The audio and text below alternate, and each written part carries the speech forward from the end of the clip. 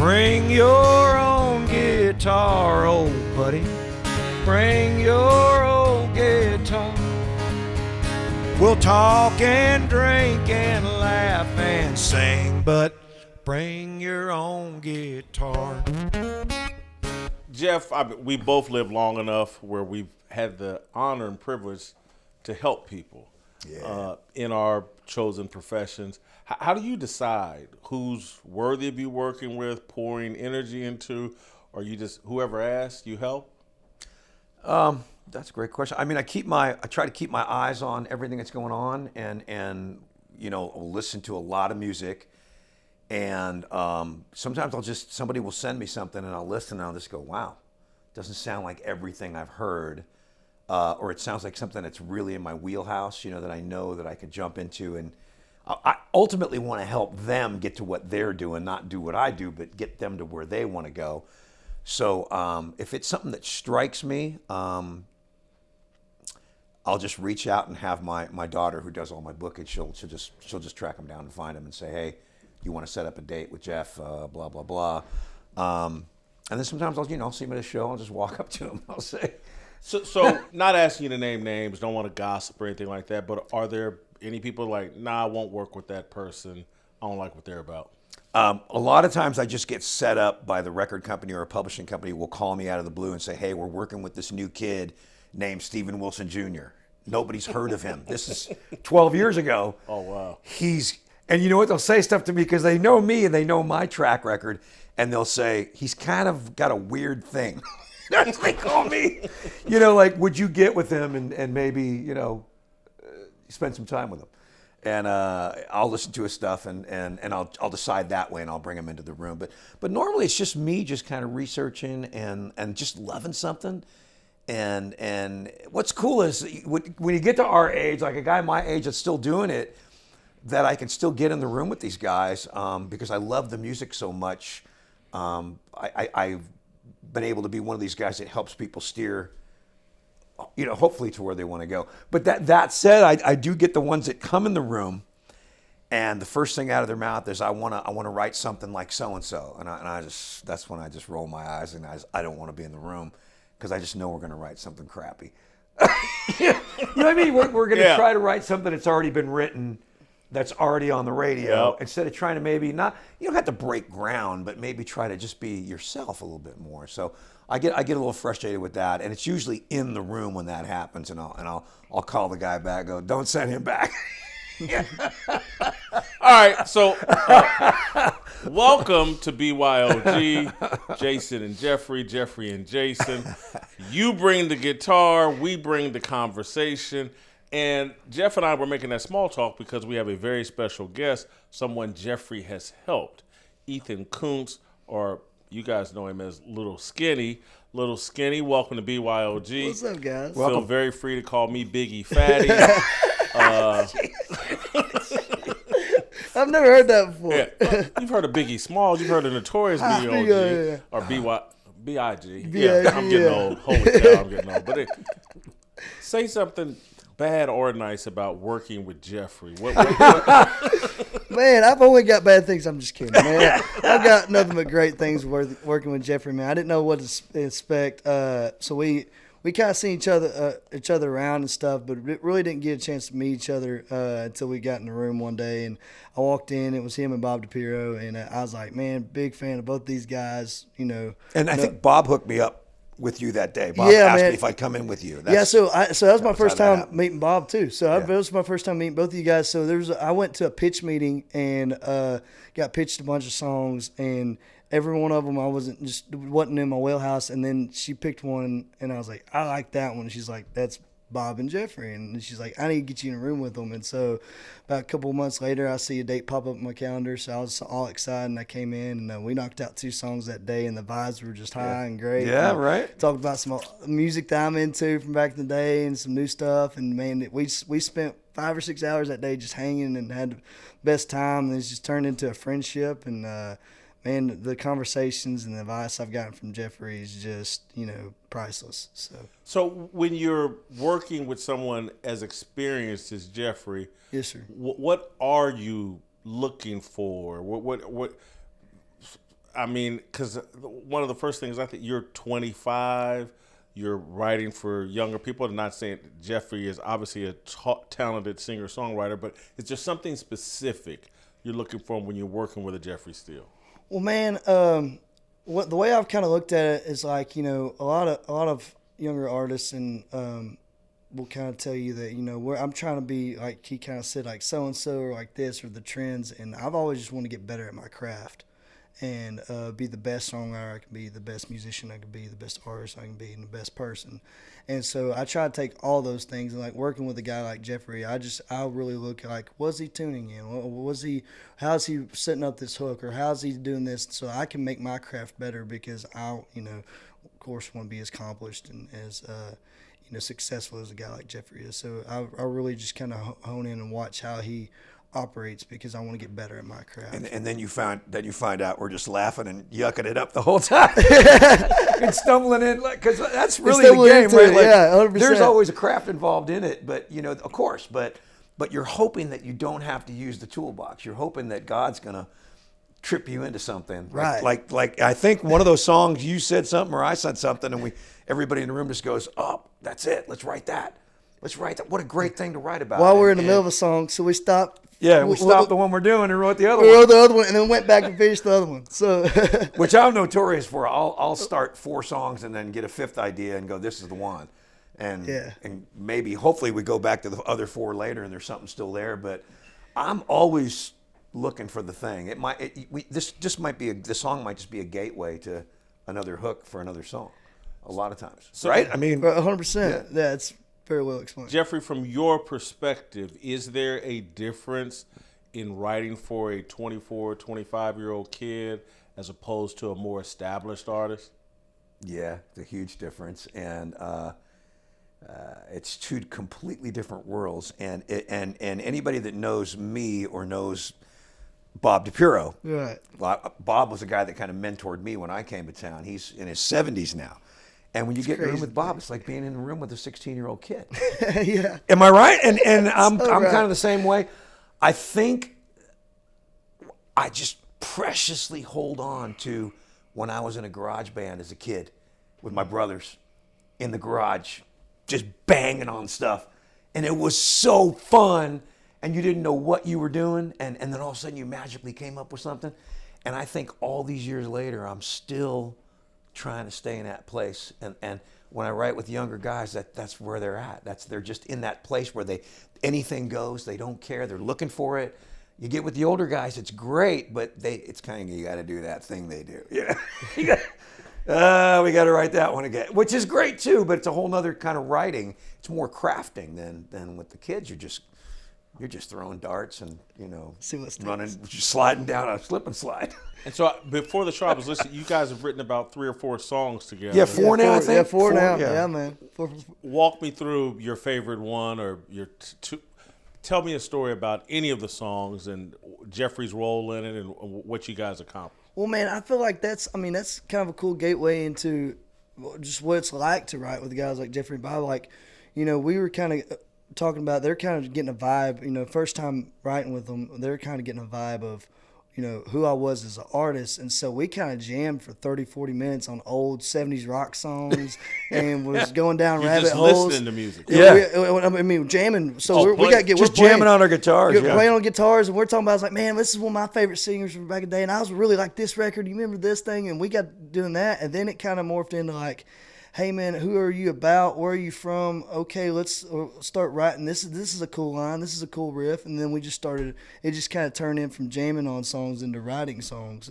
You know, about me, who I am as a person. So I feel like that's the coolest thing about the creative, you know, perspective of writing with those guys. Because like I love it so much. And I just scanned and looked for the lyric from that day, the day we were with Tom Hammer, and Danny Myrick, who's an old buddy of mine who've written a lot with over the years, and he used to write for my publishing company and all that stuff.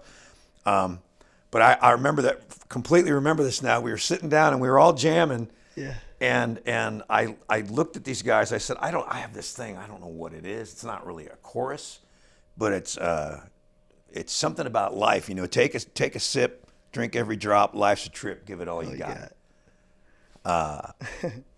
And then one of you guys, one of them shouted out, don't ever stop, keep on moving. You ain't gonna win if you're all right with losing. That was you, I believe. It was you. That was me. And then Danny goes, here I am doing the best I can. I go, that's it. That's the title. And we were just laughing and running the tape, and it was so cool. Next thing we know, we got a little vibe going, and programming a drum machine, get a little groove going, and we're off to the races, right? Because I was kind of playing with this voicing thing, and that's right. Is I was really big in. My dad was big into like '90s grunge stuff, and so I was playing like this little voicing, reminded me of a Collective Soul song. I was like, man, remember this lick? This was kind of cool, and so that kind of turned into making our own lick, and then kind of went into that, and so it's cool. It was a lot of different inspiration, This is the one I wrote with Jeff. It goes like this.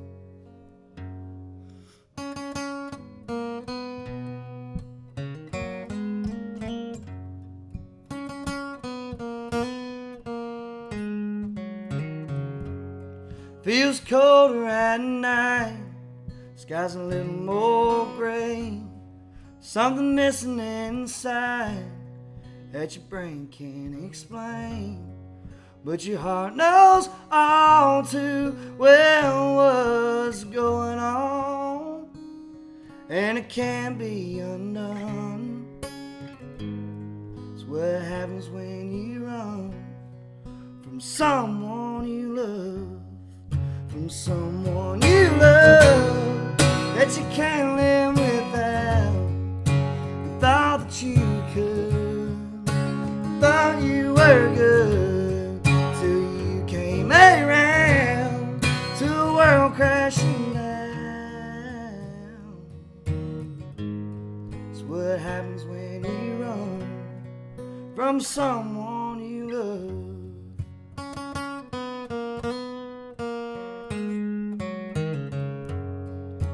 Better off alone, is what they always say. But that's when the lonely comes out to play. And the I'll be fines and all the other lies I try to sell, but it never seems to fail. It's what happens when you run from someone you love. From someone you love that you can't live without. You thought that you could, thought you were good, till you came around to a world crashing down. It's what happens when you run from someone you love.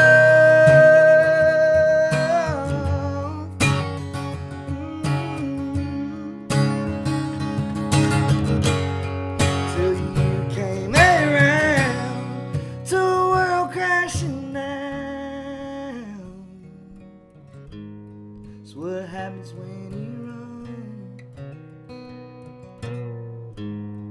from someone you love? So baby, don't run.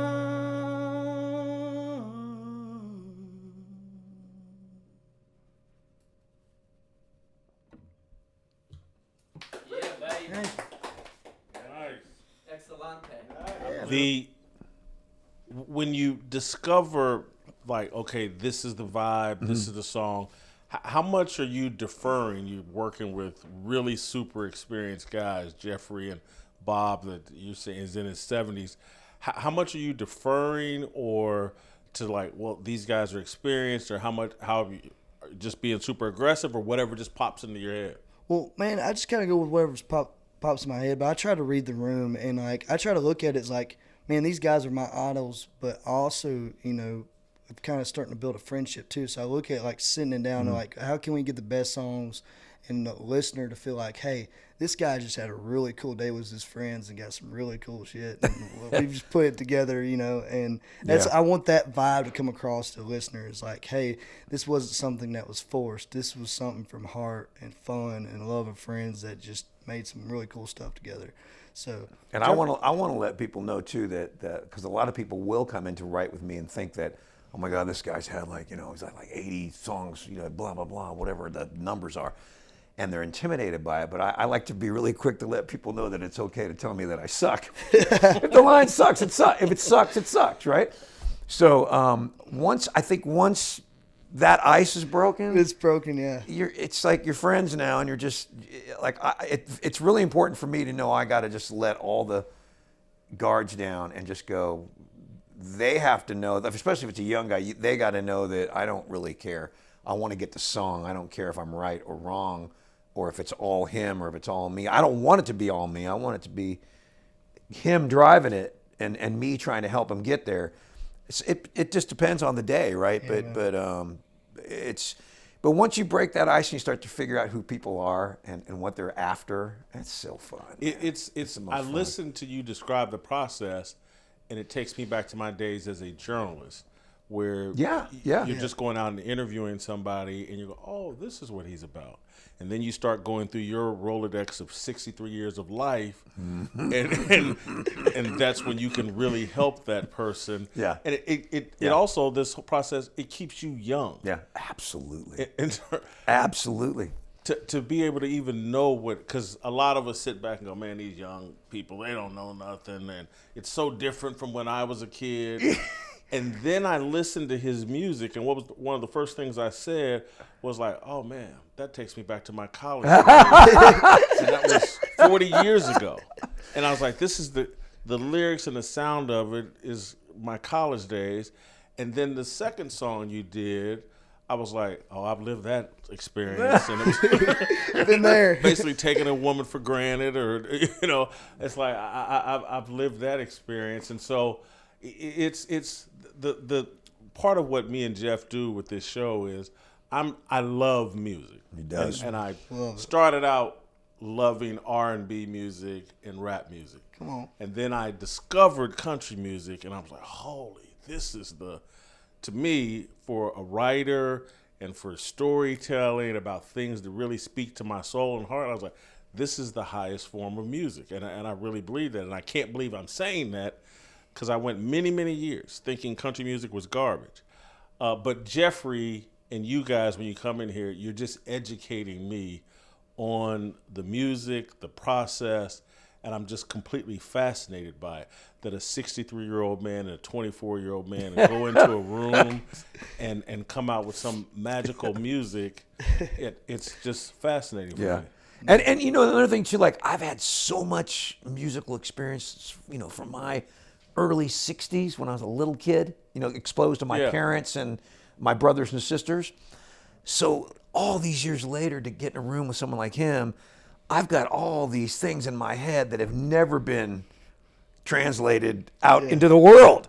Yeah. And so he'll tell me about his upbringing, his inspirations, and it will trigger something in me to play something that I grew up on. So good. And it's that thing too. It's like we're all on the shoulders of giants, right? But it brings back all those old inspirations and all that stuff's just new again. It's like it all goes in a circle and gets kind of repackaged, right? But it's all new again. And so that's the fun part too, is like I'll say something to him. He goes, man, that's so cool the way he said that. I was like, oh, that's like a 40-year-old saying. I love it. I love it. Yeah, man. Right? Like, dude, it's so awesome. Like, and not to cut you off, Jason, but like, man, what's so cool about writing with Jeffrey is every time I leave, makes me want to go practice and get better. Like, I'm gonna be honest with you, I always want to get better because, like, man, it's very inspiring. Because, like, when I leave the room, I'm like, man, I wish we could get a song like that. Every time I walk in a room, and so it's like, man, there's something, there's something to say about me being, a result of that. So, like, man, if I could walk into every room like Jeffrey does and get a good song, that's what I want to do every day. So it makes me better every time writing with him. Ethan, appreciate that. Walk me through the audience through some of your background. Where are you from? How'd you get involved in music? Were your parents in music? You grew up in the church? What? So, yeah, man. So, this is a wild story. I'm not gonna lie. So I didn't start music till I was 15. I'm from Nashville, Arkansas. Nashville, Arkansas. And then I moved. And then I moved from Nashville. It's the winter home of country music. And so when I was 15, we moved from Nashville, Arkansas. I was born and raised there, and then still went to Nashville High School, graduated there. But from when I was 15, we moved a town over to Murfreesboro, Arkansas. Oh, wow. Yeah, and so there's Nashville, Murfreesboro. Now I want to know Tennessee, which towns got named first now. right? Yeah. And so, yeah, man. So I grew up. Was there something wrong with Memphis, Arkansas, that you guys just stayed away from Memphis? It's a complete opposite corner of the state. So Memphis is up here in the top right-hand corner. Nashville, Murfreesboro is the bottom left corner. We're about an hour from Texarkana, hour from Hot Springs, right there in that southwest corner. Yeah. Yeah, so there's a sign. It's really funny, and a lot of songwriters talk about it. If you're going towards Texas from Nashville, there's a sign that says Nashville this way, Hope this way. There's Hope, Arkansas. Hope, Arkansas is right over here. Nashville, Arkansas this way, Hope this way. And so one of these days I'll end up with that sign, hopefully. But yeah, man. So moved to Murfreesboro, Arkansas when I was 15. And how I kind of got into music, wasn't trying to. I was me and my dad. So my dad's nickname was Skinny, so I was Little Skinny. And we had Skinny Boys Kennels, and we raised foxhounds. And I was going to raise foxhounds and be a Methodist preacher was what I had my life set out. And life took a big sharp turn. From So Hope in Nashville, he took Nashville. Yeah, I took Hope over here to be Methodist preacher in Nashville. I took Nashville. And so, hold for 1 second. I want to linger on this foxhound deal that you're raising dogs. And we'll throw some pictures of foxhounds in here. Yeah, but man. What are those types of dogs, and what went into raising them, or what are they good for? So to explain it, I'm sure you watched so you have the big like Westminster dog shows, yeah. and then you have like the Purina dog show they do on Thanksgiving, and they have the hound group, and there's the one that's like. So you got beagles, they're like spotted up, look like a hound. Then you got a foxhound that's really long-legged. It's like the LeBron James of, beagles. Foxhounds. So they're really long-legged and they go really fast. I mean, a really fast one will go up to 15 mile an hour. And 15? Wow. Yeah. I mean, they'll take off. I mean, 12, 15 mile an hour. That's booking it. That's a Tyreek pace. Hill, Yeah, That's a and pace, so we man. used to enter these competitions, and we'd run fox, deers, and coyotes, and we'd put like a number on their sides, like a jersey, to identify them. And you'd go sign up and everything, and we'd have judges out in the field. And when that dog crossed chasing that piece of game, the first one would get 35 points, second one would get 30 points, and it was a race. And we raced them and did a bunch of competitions. And some of the biggest ones I've ever been to, there'd be 400 or 500 dogs competing at a time out in the wild. And we would track them and catch them and stuff. Dude, it was awesome. Like it's such a cool. And we hunted with them. We hunted deer in front of them and stuff. Still legal in Arkansas, and go back and do it every year. And it was an awesome way to grow up. My best friends were 50, 60-year-old guys that hunting camp. Like I didn't hang out with anybody my age. I go drink coffee with them with my dad and sit there and listen to tell stories. And so when I was going through high school and stuff, my best friends were the coaches and everything that worked at the school. I didn't really hang out with anybody my age. And so when I was 15, this is a funny story, talking about Hope, Arkansas. So we moved from Nashville to Murfreesboro, and we got about a 50, 60-acre property. We had a 4-acre pond in the backyard, and I didn't have a boat to fish that pond. And old man Everson had a flat-bottom boat for sale for $300.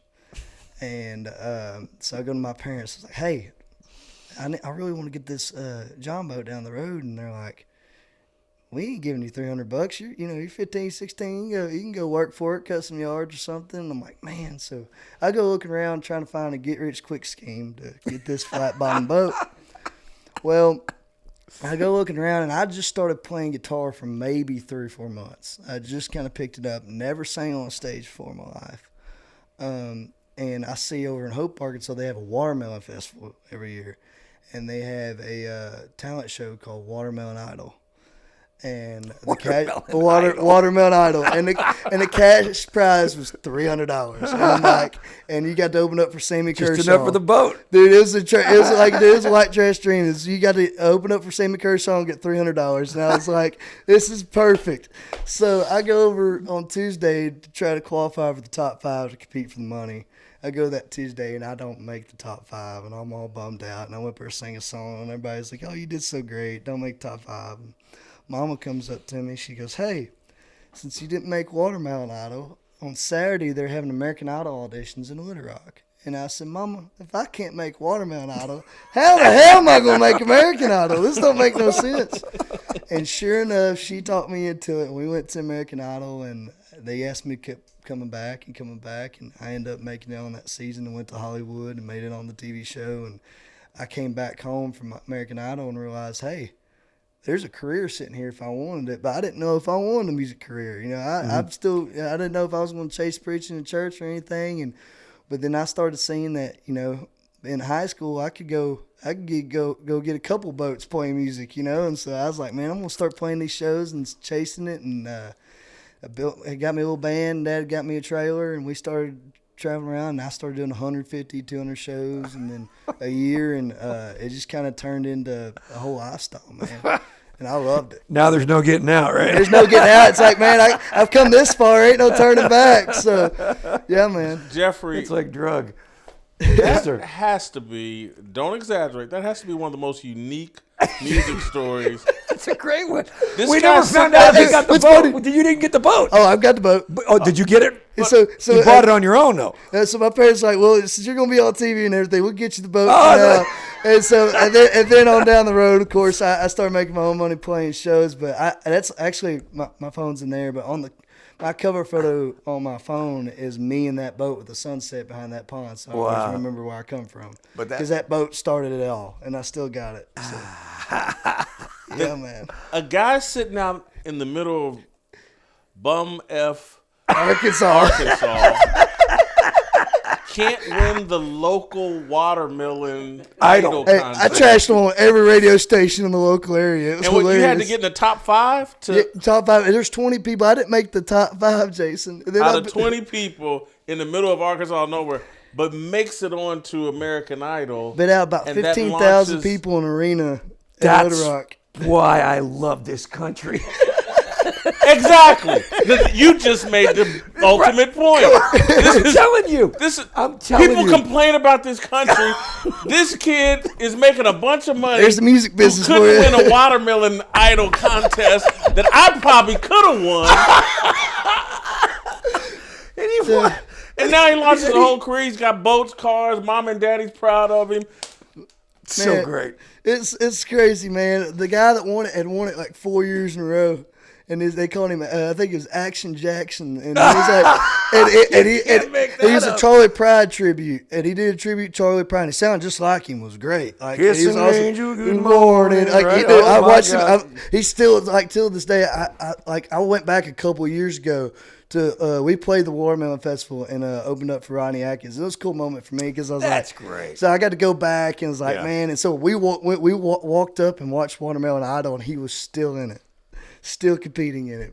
Action Jackson. Do you know his real name? I don't know his real name. I know they just but he called would him be- Action where would he- Jackson, and I don't know if that's what he went by. I just know that's what people called him. But Holy cow. I wonder if he knows what you're doing now. I don't know. He's probably still doing. How he's old would he be now? Would he be in way his old? 70s at least. And he was doing He's probably in his 60s. Then Wow. and he was doing Charlie Pride tribute songs. yeah. Holy cow. Well, that's amazing. All right, so It was wild, man. That place down there in Arkansas, it's like no other place I've ever been. Super rural.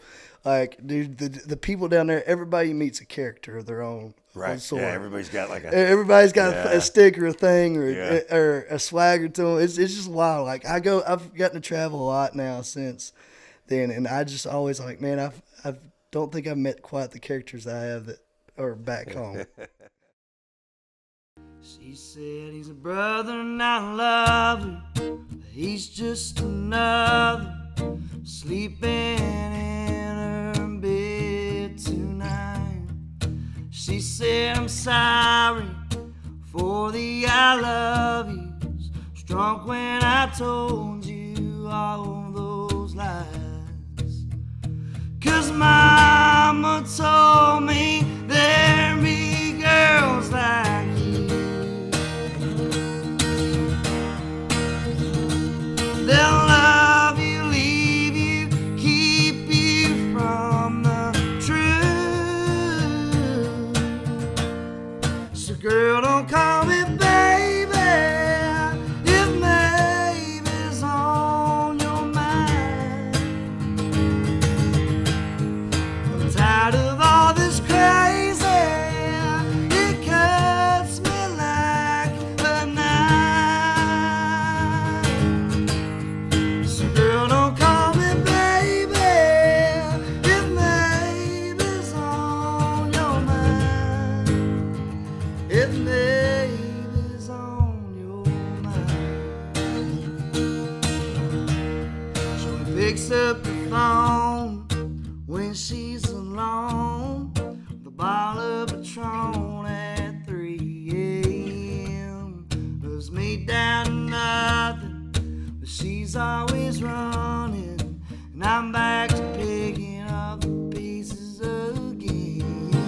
So girl, don't call me baby if maybe's on your mind.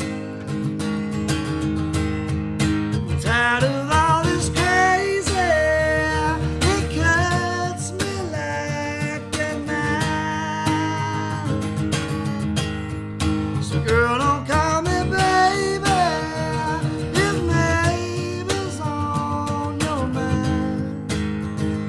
If maybe's on your mind. If you wanna make me hurt, tear me apart. If you need something to break, girl, just take my heart. So girl, don't call me baby if maybe's on your mind. I'm tired of all this crazy. It cuts me like a knife. So girl, don't call me baby if maybe's on your mind. If maybe's on your mind.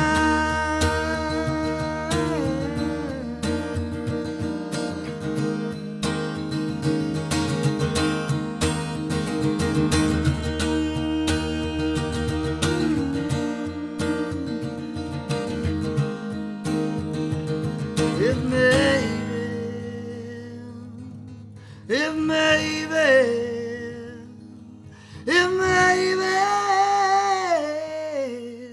is on your mind.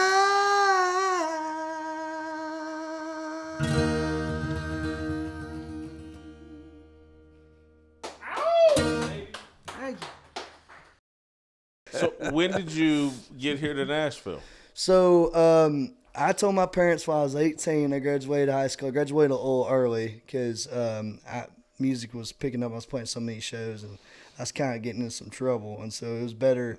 I was probably going to finish. They let me go to May, so they let me graduate in December. And I told my parents, like, hey, as soon as I turn 18, I'm moving to Nashville. And they're like, no, the hell you ain't.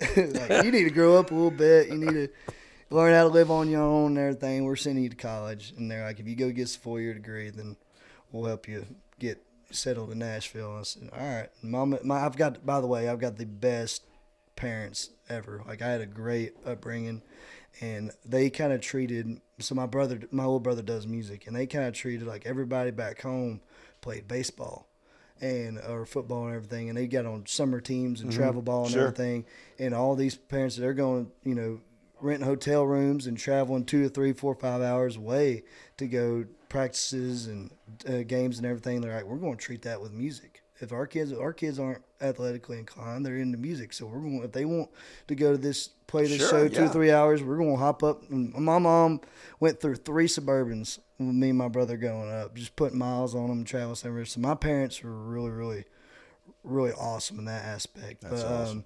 They pushed me to go to college. I ended up getting a guitar scholarship and went to a music program and got a fine arts degree. And I don't know how I finished, but I finished. Where'd you go to college? I went to a Baptist school. So I went to Ouachita Baptist University in Arkansas, D2 school.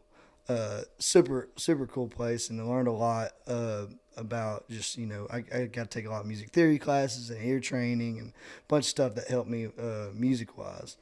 And so as soon as I graduated in December again. I was out for 2 weeks and I moved to Nashville. As soon as I graduated, I couldn't wait to get here. And the whole time my last year, I was coming out here trying to write, trying to do everything.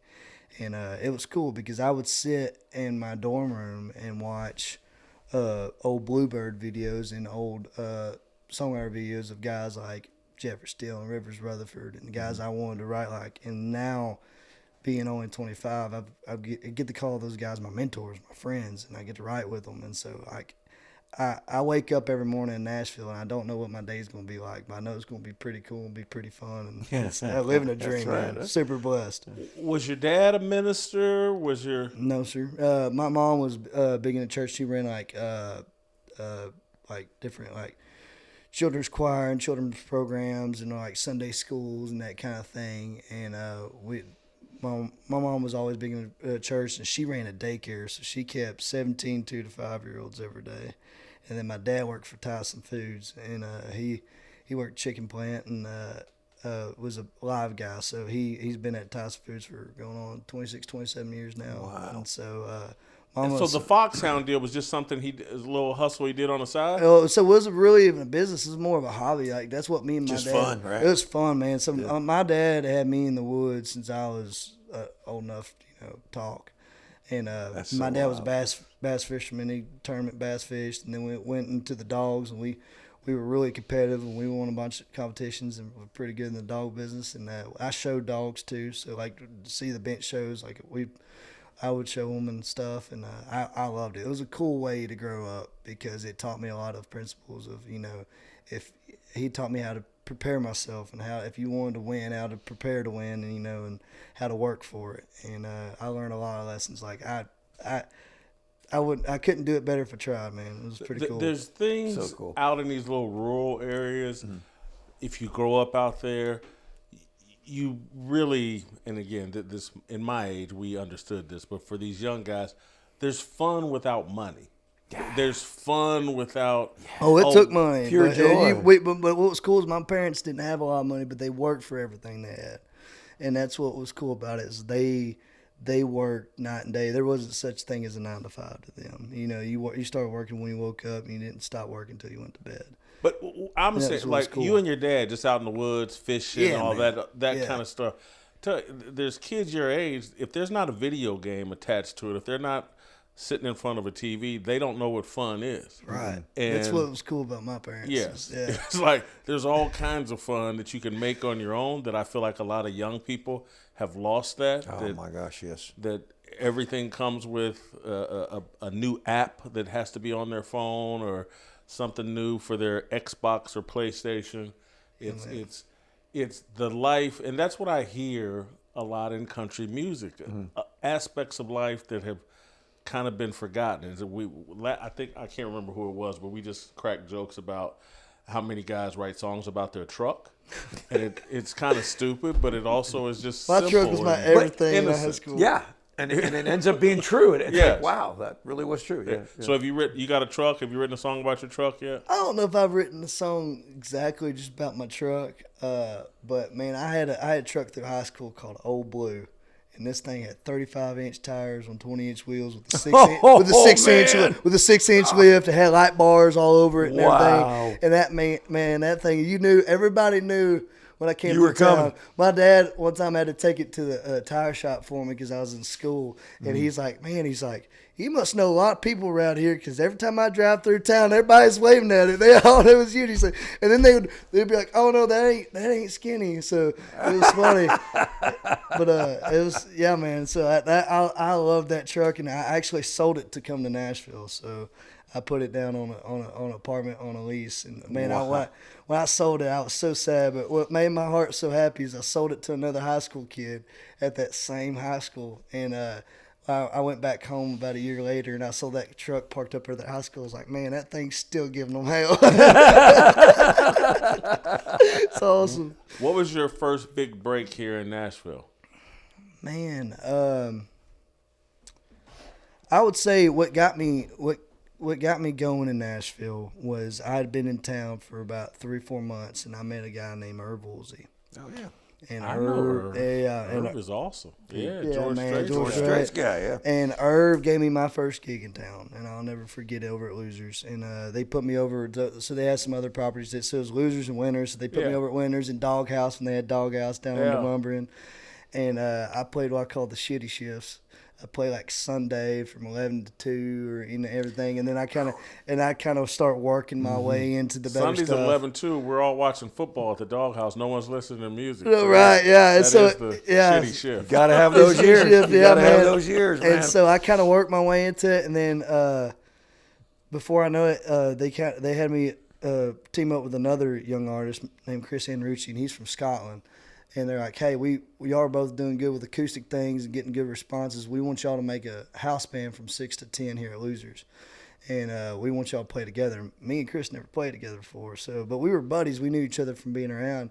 So they're like, okay, we'll try it. So we put a band together, and we started building it up, started getting a big crowd. And I'll never forget, some of the best lessons I ever got was I would play from 6 to 10, and Irv would text me. He'd be like, hey, you playing down there at my bar today? I was like, yeah. He's like, I'll be there about 8. He'd come at 8 o'clock.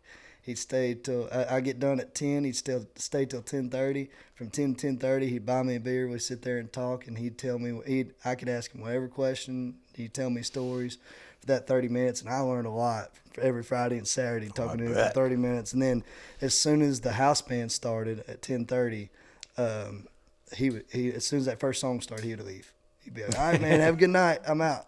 And so it was really cool. So I would say that was my big break, because the amount of people I got to meet being at Losers and playing there, man, I would do anything to get those days back, man. Yeah, cool. You're talking about two of my favorite people, Irv and Steve Ford. And man. I've talked on the show previously about how good they've been to me. I'm thankful. Yeah, honestly. So, what are you doing? What are you doing now? Just out touring? You got a new album coming out? New music? What? Yeah, man. I'm about to sign another deal. I can't really talk about the details of that, but I'm about to sign another record deal I'm really excited about, and working with a guy that I really look up to. But we got some new songs. I'm hoping to get some music out soon, but right now I've just been writing a lot. Been touring a lot. Been doing a lot of songwriter around shows. Playing all over. Just was out in Utah and had a cool run out there, and in San Diego this weekend, and then I'm out in Charleston the next weekend, and just got back from where the hell was I? I've been playing guitar for a guy named Ward Davis, and we've been on the Cody Jinks tour. So we just got done opening up for Cody Jinks down in Texas. I was down in Midland and Corpus Christi this past weekend. How fun. And so, man, just living life. As much as I can stay gone, I'm happy, man. I love seeing new places, because till I did the American Idol experience, I'd never left the Arkansas, Louisiana, Texas. Never been on a plane before, never done anything. So now it's kind of like, before I want to settle down and have a family where it's going to kind of limit me doing all these travels, I want to try to experience everything once as much as I can right now in my young 20s. So, yeah, man. So just doing the rock and roll thing. I love it. It's been a while, but Jeff, you and I used to be 25. What advice would you give him about taking advantage of this time? Oh man, I drink it all in and make sure you're somehow, however you do it, documenting it. Because I just found that over the years, like the older I got, I would remember stuff from 15 years back that somebody said, and it would become a song, a big song. But I would always have a really good memory of meeting people, and I always like to tell. My dad used to tell me to shut up and listen. And he said, if you really want to be a songwriter, you need to listen to what other people are saying. Don't tell them what your story is. Listen to what their story is. And my dad was, he wanted to be a songwriter. That was his secret dream. And so I really took that to heart. So that's one thing I tell a lot of people too, is like, man, just get everybody's story. Like I told you the story about that People Up There song, guy in the coffee shop. I started eavesdropping. I heard him say it. I already had a verse done by the time I got back to my studio. But awesome. but you gotta enjoy the times and just be aware of all that stuff going around you, because it's all songs. It's always songs. Yeah. It's always turns into something.